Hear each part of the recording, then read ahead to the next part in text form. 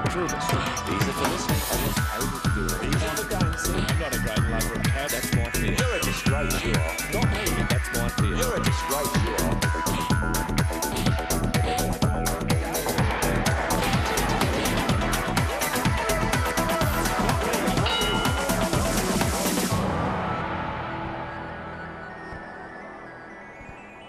Hello and welcome to Shadowboxing.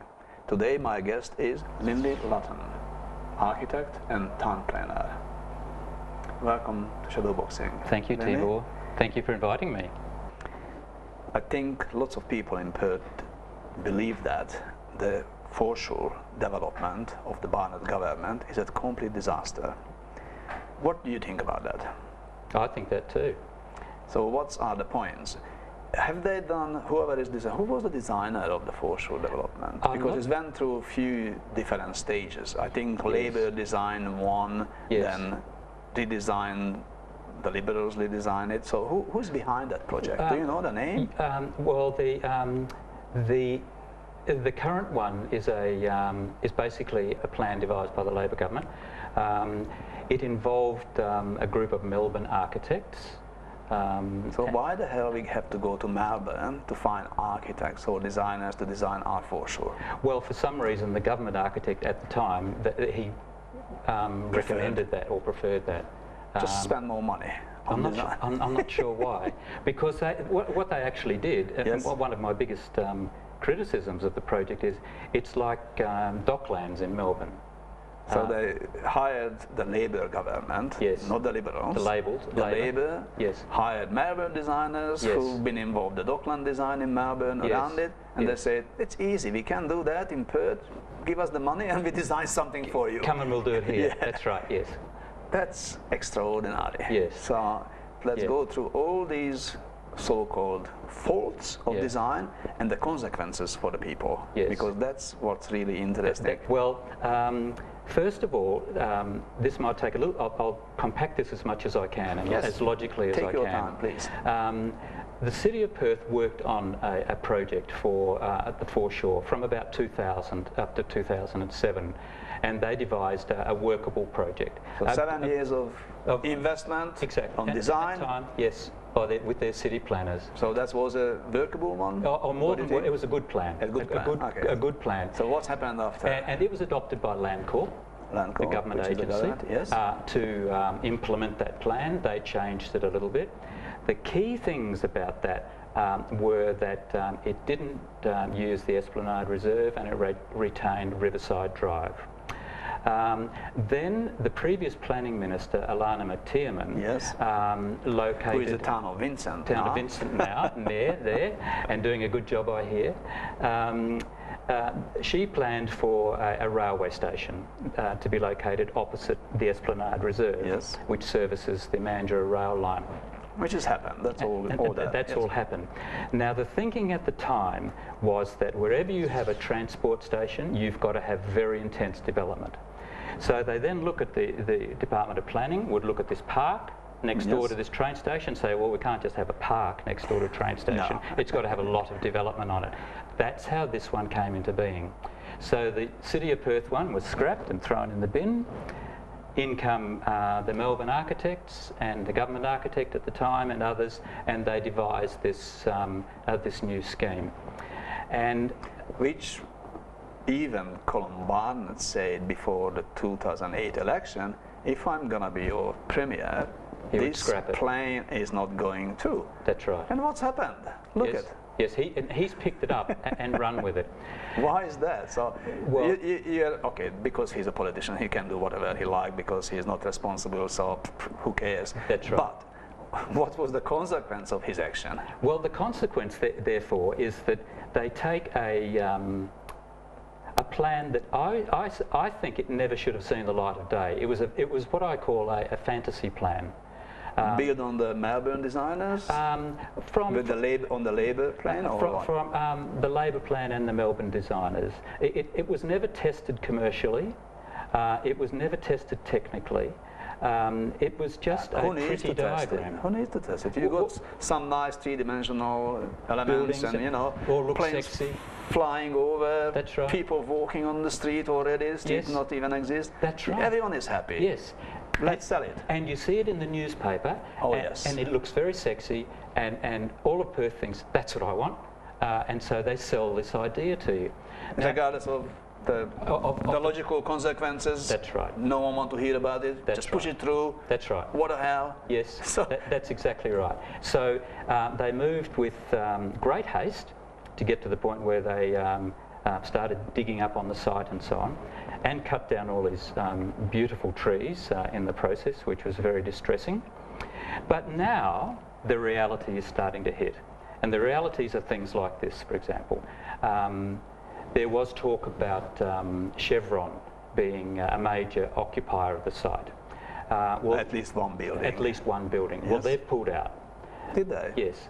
And there was talk about other people, like even perhaps Shell, could have been wooed into this site, but they chose the Perth Entertainment Centre site. Now, why would they do that? They do that because the land is more affordable than it is on the riverfront. They don't have to be shackled with very expensive foundation improvement costs because it's all just a landfill site. Yes. And so they've all got to have a business case. They don't just have an endless pocket of money. So they will look for sites that work better, that can house their staff, and it's not going to be down at the riverfront. So what's happening now? Well, at the moment they don't have any tenants Any or people bidders to buy for bidders to buy the the land? No. Which is just divided, subdivided. Or in a process of doing that, yes. And But that was a heritage land. it was.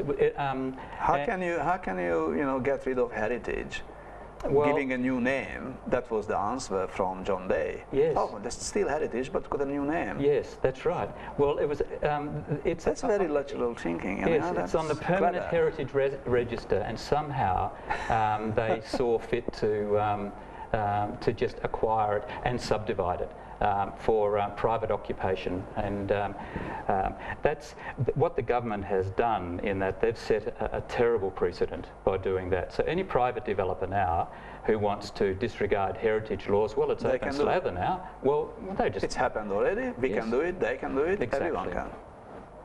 What is the disadvantage for the PERT people if this development is go through as the government pushing it? Yes. The current government. Yes. Well, the one big one at the top of the list is the traffic problem. So cutting Riverside Drive, that's a 40,000 capacity yeah. road, and when you divert that, it's going to choke, and all of those 40,000 cars, they're going to dissipate throughout the city. And the government's report says that's going to be a problem, and building a third lane in the tunnel is not going to solve the problem, because there's already a need to have the third lane. For emergency use. For just to relieve the traffic at the moment, Yes. along Orong Road in particular. So, but the interesting thing about the statistics and the report done by the government's consultants was that they didn't use any figures for future population growth and the traffic associated with that, and they didn't use any traffic increases associated with the massive developments that are going on at Elizabeth Quay, CityLink and Riverside So project. how does it can happen? I mean, whose fault is that? The Melbourne guys just No. not paid enough money to No, think about it, or no, what is? because they don't think like that. The Melbourne traffic people that did it, they are very professional. They would Yes. think of the future. Yes, so- Someone within government instructed them In here. Yes. would have instructed them to use 2009 figures. They wouldn't do it of their own volition. So I suspect that's what happened. So traffic is a big problem. So traffic is a major problem. The answer from the government on the traffic, I think, is that road bus will say, what the hell? You just travel, triple time, and that's part of your life. You coped it. We Yes. got our development. Yes. It's not a big deal for Troy. That's right. That's what he says. That's Yes, right. that's That's what what he he says. But that's not the truth, of course. People Yes. won't tolerate that. The other thing is that it's from a planning point of view. Yes. What's the positive amenity that people are attracted to? The positive amenity here is the expanse of the river foreshore. It's not actually digging a little introverted inlet or a little Yes. pond and building around and building an introverted development, which is what this is. really what should be done is you should actually develop along the foreshore because it's looking out into the river. That's the amenity. That's logical. That's plain logical. But what they say is they wanted to build this little inlet. I don't know why the inlet has ever come about. Because Dubai. Oh, yes, it could be a Dubai thing, yes, You with know, towers people around like an inlet. Dubai. I mean, Yes. I heard somewhere an architect who was involved in a Dubai design commended, you know, the PERT design as good as world standard. Have you heard that comment? No. That's what the liberals say. Yes. If it's good for that guy who's been involved in a Dubai design, it should be good for everyone in West Australia. Yes, that's right. And that's one of the big issues. It's not authentic. It's not Perth. It's just a generic, what I call 1980s style development. There's nothing authentic about it. The inlet itself is not going to work because the water is so still at that point. So it can't. It takes about 75 to 80 days for the water to actually replace itself in that vicinity. So that adds to siltation and all of those types of things. Any other problems? There's microclimate problems, which is wind, because it's a very windy city, and they've actually designed it in a U shape to trap the wind rather than actually deflecting the wind. That's really clever. Yes. And commercially... What about the sun? Well, it's on the shadow side of the city, and so we've got photographs that the tall buildings that line the terrace that overlook the site at the moment, they permanently shadow that site, so it's always going to be in shadow. And people say, well, what's the big deal about all of those, like shadow and sun and so on? Well, they only need to go to an environment which is in shadow and it's windy, yes. and you don't want to hang around there. That's not happy environment for anyone. Not at all. Definitely not a tourist attraction like Dubai. No, that's right. And the thing about tourism is that they say this is going to attract thousands and thousands of tourists. And what do you think? And, well, how can it? The tourists they're talking about are really Asian tourists. Now, why are Asian tourists going to want to come and see more high-rise buildings? What they want to come and see is something different and something authentically West Australian. It's also got no civic component to it. There's no museum. It's not family-friendly. No, that's right. No. There's nothing to it that actually... if you want to build a new museum in Perth, that's a perfect site to do it, or an art gallery. There's none of that. So what's going to attract people there? What we can do, if anything, what the Perth people can do to stop that madness and change it. What do you think? Okay. I've been very disappointed with the response to all of the rallies that we've tried to run. There's a complacency in Perth where people don't really understand the importance of it. Because they've not been told what's the importance. So how can they understand? That's exactly, and we've tried to inform them and tell them. So it's now got to a point where the contracts are going to be let to divert the road and dig the inlet. Now that's going to be a disaster when that happens. And so what they should be doing is emailing their members of Parliament and telling them not to proceed with this project. And what we have done is we've had to go political and organise a series of independent campaigns to run in seats to show the Barnett government, even if we don't win, it's at least to show them that they've got to take town planning seriously, and just foisting this sort of bad plan onto the public is not going to win them any votes.